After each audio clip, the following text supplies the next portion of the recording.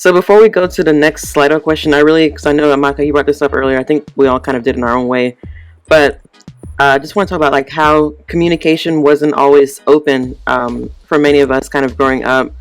Again, the immigrant experience, because we can all relate to that. You know, I speak for myself, but I know we can all relate. I think between ourselves and our parents, or just elders in general, there wasn't a lot of open communication. For example, if you ask, let's say, your elder, oh, just some kind of question, they'll be looking at you like, why are you asking me that? Like, kind of stay in a child's place kind of thing. So I feel like we grew up not really knowing our parents, if that makes sense. Or at least not on a deep level. We just kind of knew them as, okay, these are the I don't want to say like the gods of the home, but these are like the big people. We're just the little people. That we do what they say, and that's just kind of how life works. So I just feel like we didn't have like a really welcoming maybe environment sometimes to have certain conversations. So I do want to know, like now that of course we're adults and everything, and for those of you who have kids, like how would you say your relationship is more maybe open now, and maybe some conversation you have with your parents now that you didn't have growing up? Like if you can just kind of speak a little bit more about how the communication has changed, and maybe what you plan on doing with your own kids as it relates to communicating in a more open way. Me? Okay. So I have a very open communication with my boys. They tell me everything. And I know this question has come up a few times. Would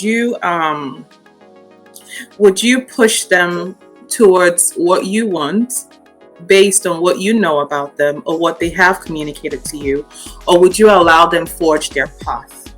And that's a question I struggle with, because I feel like kids don't know. They don't know what's best for them. And I understand how everyone might say, let them make their decisions, let them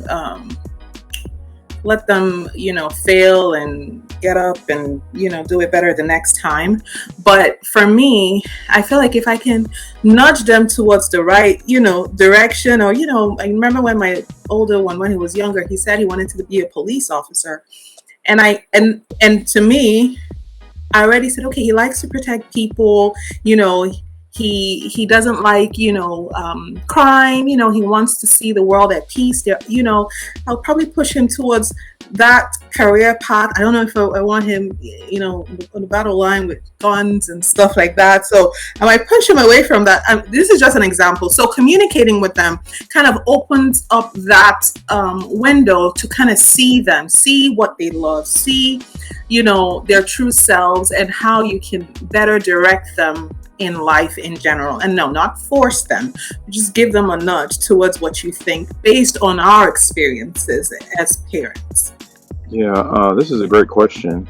So I think I was talking to my cousin the other day about this, and we talk about how we kind of get confused on when adulthood started for us, because it's like, okay, one day it just clicks, like your parent or your aunt are talking to you in a certain manner, and then you're just like, wait, I can talk back. I can say, wait, hold up now. Like, I actually did this. You know what I'm saying? Like, you get the strength and the dignity back, you start being able to be more responsive to things they're saying, to say, no, actually I don't think that's right, and you start setting those boundaries.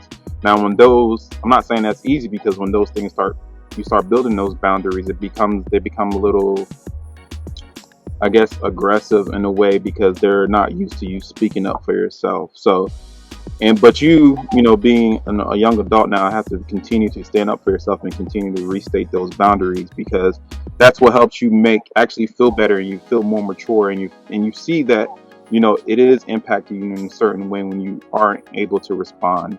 So if somebody's talking down to you, whether auntie, uncle, parent or not, it's not going to make you feel good. So now you're looking at like, what is it costing me to letting them speak to me the way they're wanting to, and me not being responsive. So I'm starting to think about that more, not just for me but my family, because I want to be able to make sure that if I'm going to tolerate this for myself, that means I'm going to tolerate from somebody speaking like this to my wife or my child, and I'm not. So it starts with me speaking up for myself and doing what's right. What I think for myself is first. So the communication with my children is pretty open, and that's because my dad and I had a very open communication line. Like I mentioned earlier, we talked about every and anything. I think when I remember at the age of 8 or 9, my dad is talking to me about puberty, and I had very comfortable at first it was kind of uncomfortable. However, as I got used to it, I was very comfortable in going to my dad to discuss anything with respect. To never talk to him about like boys, like that type of stuff. However, he still gave me some tools and resources in regards to basically handling that situation. um, Whereas with my mother, it affected my relationship with her because she didn't really, it wasn't really easy to talk to her about stuff. And that's probably because she didn't really have certain life experiences or probably that type of communication line with her mother. So thankfully, I do believe that God sends you angels on earth. And one of those angels is my childhood best friend's mom, who filled in that gap that my mother wasn't able to feel especially in my teenage years. She was the one that I could talk to about boys, just about that aspect of things that a lot of parents don't really talk about. So that makes me want to have that open line of communication with my parents. I mean, with my children. And I also noticed in school let's in the aspect of, like, let's say dating when you get in high school and all that type of stuff. I did notice that children or teens that did have that open line of communication with their parents, they knew how to handle dating better than those that didn't. They knew, like, what the difference between men and the difference between, women and women that were like gold diggers for from a guy standpoint, or like that were preying on them. And then they knew the difference between, like, a man that's trying to take advantage of you because you're naive and all that type of stuff. So yeah, I want to have open lines of communication with my children. Yeah, it's important. A lot of times, in fact, this panel discussion has made me realize that I might be a little rigid. I might be still very African in my ways, and it's also a learning opportunity for me as well. To kind of step back and start to apply more of the more flexible parenting. I want to say that I have a very open communication with my boys, because I did have that as I grew up when I was younger.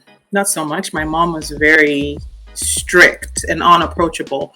But when I got into puberty, she started to want to have those conversations. So I was lucky to have that later in life with my mom.